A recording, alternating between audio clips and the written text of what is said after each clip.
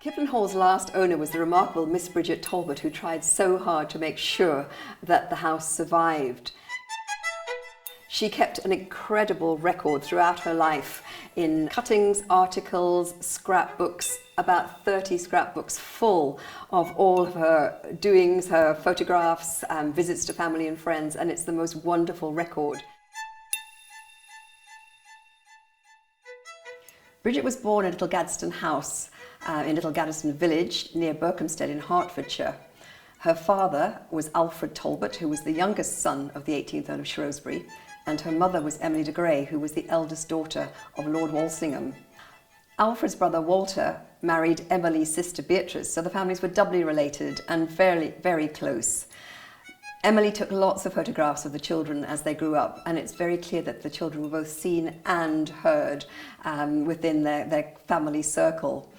And there was a very large extended family as well, and they gathered together for weddings and other occasions.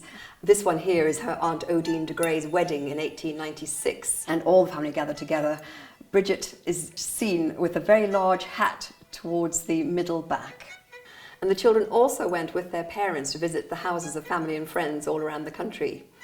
In between that, Bridget was very creative, and she edited the family magazine, the Cadw Gaddesden Gazette, which is circulated around all the adults as well as the children, and everybody contributed poems and drawings and paintings, stories, all kinds of things. As well as the Gazette, she also sculpted several busts. Some of her family members, like her cousin Sarah Carpenter, others, there's the head of a novice and a small child, and they really are very beautifully done. She was highly talented in many ways. In 1903, Bridget turned 18, and it was time for her to come out and be presented at court. And her mother took her there, and she was presented to King Edward VII and Queen Alexandra. After that, she was able to go to balls and parties all around the country, and she was invited by friends and family to stay, and her dance card was always satisfyingly full because she stuck quite a number of them into her wonderful scrapbooks. They also record her hunting, fishing, riding, theatricals. She loved acting, all those sorts of activities. Sadly, Bridget's parents died. Her mother died in 1912, her father in 1913, when she was only in her 20s and just before the outbreak of the First World War. When that happened in August 1914, Bridget was determined to be involved from the very beginning. In August, she took various courses in first aid for the injured. She took her driving test as well. She learned to drive. And then she worked in London with Belgian refugees who had fled when the Germans invaded. She organised housing and sent them to various places around the country to safe houses. In 1915, she worked for the Red Cross. And then in 1916, in January, she went out to Italy. And there was a whole group of English ladies who were running canteens just behind the Italian-Austrian lines to feed wounded Italian soldiers coming down from the trenches in the Dolomite Mountains. They had the most terrible injuries, and Bridget saw dreadful things. It was very intense. She also, as well as running the canteens and feeding men who came down in trains full of wounded soldiers, she helped in the local hospitals. She sent for supplies to England and organised them being distributed to hospitals. And she even developed X-rays in the Red Cross car on one occasion under Austrian fire. As they lobbed shells over the river Isonzo, they often used the Red Cross on the ambulances and the X-ray car as target practice. There were other times when she went up into the mountains and there was wonderful sunshine and flowers in bloom. She organised concerts, and they had opera singers who had been under heavy fire who came and gave a concert. And so there were other times that made it all quite bearable. Sadly, in June 1916, her younger brother Geoffrey, to whom she was very close, was killed. He was a pilot with the Royal Naval Air Service, and he was flying when his plane crashed. And Bridget was devastated. She went home for his funeral and stayed in England for a few months, but then went back to Italy and remained there until 1919, in the end running canteens for the British army because they had come out to help the Italians in 1917. When the war was over, instead of going back to civilian life, she then moved on to Turkey. And in 1920-21, she helped Russian refugees there, taught them basket making and gardening so they could grow crops. endeavoured to make sure that they were housed well and that they learned skills and could actually earn money. So she had a remarkable war, and at the end she was awarded the normal medals for the First World War, but also the Italian Military Cross, the Croce di Guerra, which is very unusual for all her work out there. And then in 1920 the OBE as well for her war work. So quite remarkable. Her diaries and the letters she wrote home give an extraordinary feeling of what it was like to be at the centre of the action. In February 1916, she wrote in her diary, "Rose at 5 in the pitch dark to do train of wounded. Felt very weird and warlike crawling down, feeding men by the light of a lantern, with the sun rising over the Austrian hills." A month later, in March 1916, she wrote, "We had a thrilling evening a few nights ago, watching the Battle of Monte San Michele. Shells and shrapnel bursting, and the Austrian searchlight bombs. From time to time the big guns stopped, and then we knew they were recharging. It is beastly only being a spectator and not being in the thick of it oneself." Bridget loved to travel. I suppose it was exciting. She went to France several times, and on one occasion recorded in her diary that they had a horribly smooth crossing over the Channel.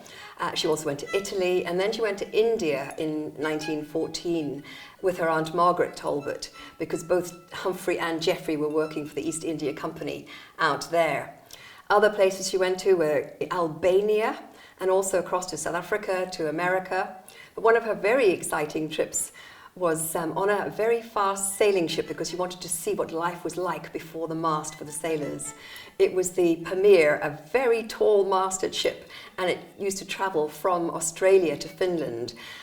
Wheat was put on in Australia, and by the time it got to Finland, about 6 weeks later, it was ripe.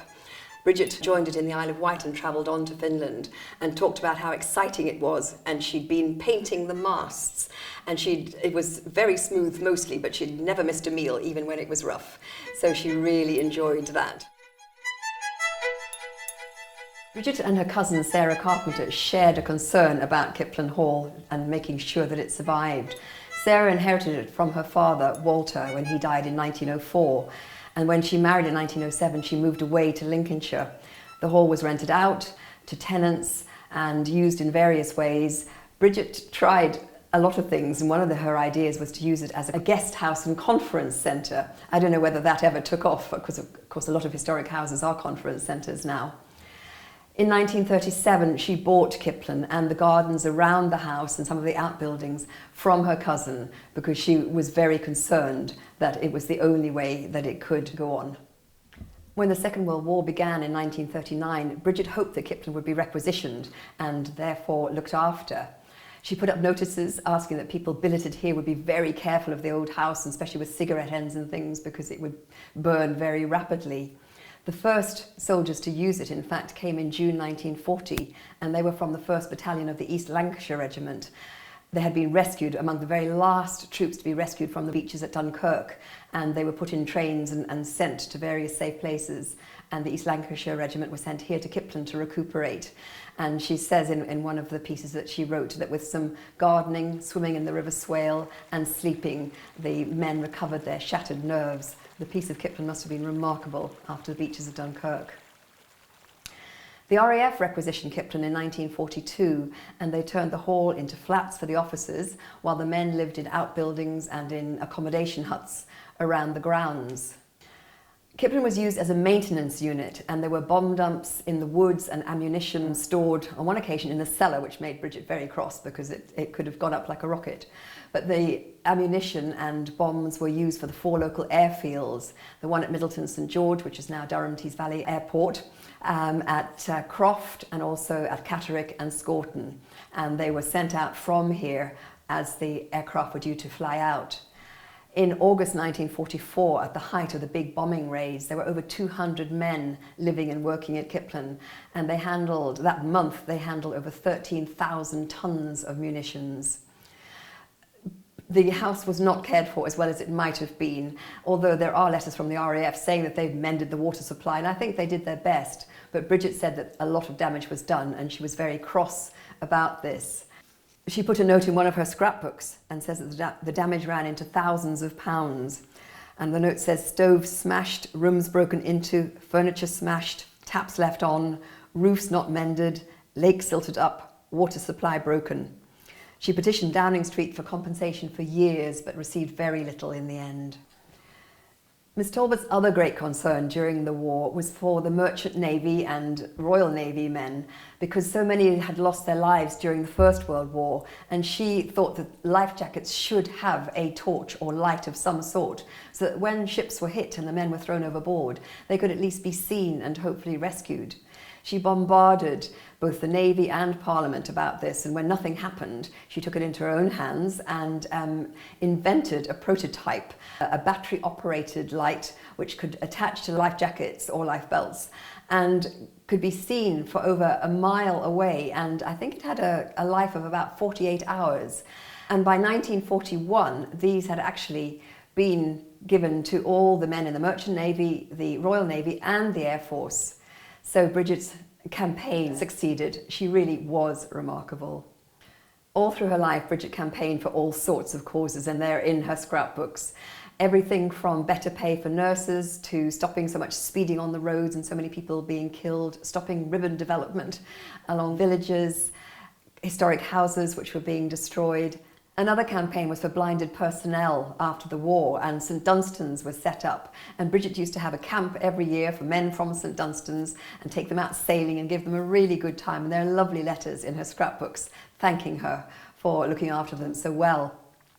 She also campaigned against things, and she was very, very anti-Dr. Beeching and all his cutting of the railways, and she had a big party at Scorton when the railway was reprieved, but then it was cut 6 months later. So she hated Dr. Beeching, and the other thing that she was really against was Britain joining the common market. Bridget was always interested in politics throughout her life, and interestingly, although her parents were very aristocratic and you would expect them to be Tory, they seem to have been liberal, because there's a page in one of her scrapbooks where she records the Liberal campaign, and they actually beat the Tories. She then changed, and by the time, the late 1920s, early 1930s, she had become a paid-up member of the Labour Party, and she actually helped Ramsay MacDonald in one of his campaigns, was invited onto the National Labour Committee. But by 1950, she had changed her mind again, and she stood as a Liberal candidate for Bermondsey and Rotherhithe in one of the general elections. She, unfortunately, only got 5% of the vote, and she lost her deposit, but she was absolutely adamant that she would be able to win because she had invented this life-saving torch which had saved so many sailors. She then changed again and decided to become an independent and was going to stand in the 1960 general election. But towards the end of her life, she decided that more radical action needed to be taken, and there's a wonderful photograph and cutting in her scrapbook about Bridget aiming to start a new political party. And she wanted to start the Independent Party of Great Britain. Bridget Talbot's final battle was to make sure that Kipling Hall survived. She tried to get money after the war because it was left in such bad condition, both from the government and from Maryland. It remained in flats so she could at least rent those out and get some income for it. She offered it to educational organisations and others, including David Bellamy, so that it could be a centre for a nature reserve. But it was a house in poor condition in the middle of nowhere in Yorkshire, so it was very difficult for her. She corresponded with the National Trust for more than 20 years, and they had their own set of rules, and Bridget had hers, but they said that it was of no particular architectural merit, it was of no historical interest, and only Americans had heard of Lord Baltimore. It had too many non-Jacobean additions, and she would have to knock down the library and the service wing and other parts of the building, and that there was no endowment to maintain it. And in the end, they did not agree, and the National Trust didn't take Kipling.